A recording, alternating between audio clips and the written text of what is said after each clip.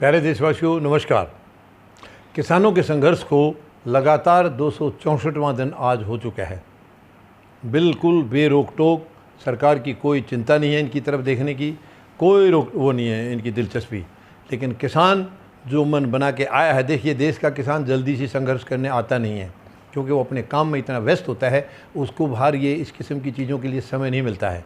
लेकिन अब क्योंकि एक गैर जिम्मेदार सरकार ने किसान को बर्बाद करने की ठान ली थी, किसान को बर्बाद करने का उन्होंने ये 3 काले कानून बना दिए, तो इसलिए अब किसान अगर सड़कों पर नहीं आता तो किसान की बर्बादी निश्चित थी। क्योंकि ये वर्तमान सरकार केवल 3 उद्योग घरानों को बसाना चाहती है, देश को उनके हवाले करना चाहती है, और ये किसान को हरगिज़ मंजूर नहीं है। किसान अपनी ज़मीन को कभी नहीं छोड़ेगा, हर चीज़ छोड़ देगा किसान, हर चीज़ दे देगा, लेकिन अपनी ज़मीन को कभी किसान नहीं देगा। ये सरकारों को पता नहीं, मुझे नहीं समझ में आ रही क्या मानसिकता है सरकार की। कैसे सोच लिया उन्होंने कि किसान अपनी ज़मीन को कुर्बान कर देगा। ज़मीन उसको अपनी औलाद से ज़्यादा प्यारी होती है, किसान को कभी भी सौदा नहीं करेगा ज़मीन के लिए। तो ये सरकार की छोटी मानसिकता है जो इन्होंने अंडर एस्टिमेट किया देश के किसान को।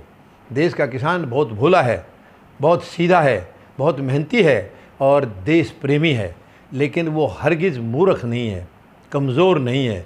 सरकार ने उसको मूर्ख और कमज़ोर सोचने की गलतफहमी पाल रखी थी, और वो इनको अपना नतीजा देखने को मिल गया है।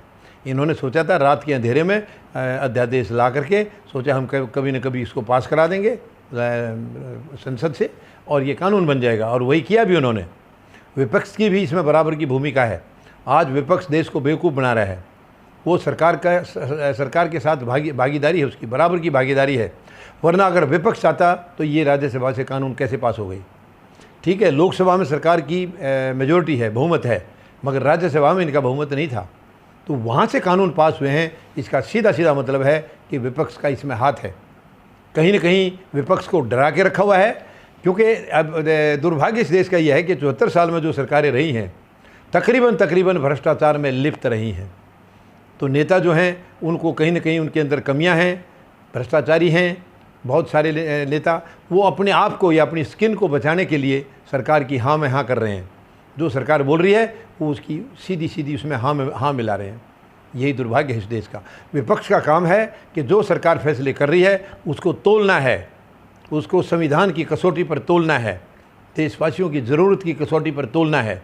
अगर वो इनकी नज़र में सही है तो ठीक है, वरना उसका विरोध किया जाएगा और उसको वापस किया जाएगा। लेकिन वर्तमान में ऐसा नहीं है। वर्तमान में सरकार जो है इतनी तानाशाह है, वो अपनी कमियां देखती नहीं है, अपने अंदर झांकती नहीं है।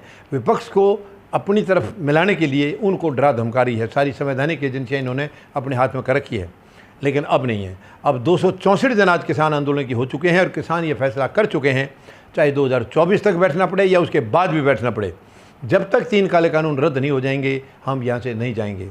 ये किसान का आखिरी फैसला है।